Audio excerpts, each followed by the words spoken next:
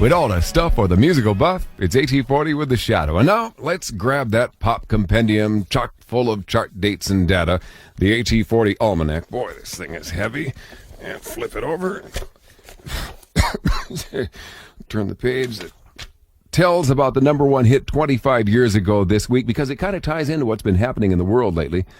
Of course, we're all thankful that we're past the worst part of the Mideast crisis, but 25 years ago, the USA was trying to get through a different crisis. The war in Vietnam was going full tilt at that time. Americans didn't really understand what it was all about, but we were hoping it would come to an end quickly. And at that time, there was an American soldier who was wounded in the leg and sent back to the States.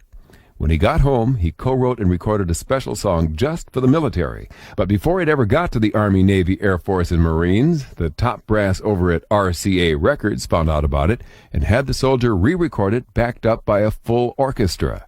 They released it in January 1966, and by March, it was the number one hit in America, staying number one for 5 weeks and becoming the fastest-selling single in the history of RCA Records.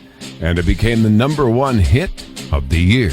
But only 3 when the Green Berets. That's Staff Sgt Barry Sadler with the Ballad of the Green Berets. The song tapped right into the gung-ho patriotism felt by a lot of people, but I gotta tell you, the record was a big turnoff to those who were against the war, especially as that war dragged on for another 7 years.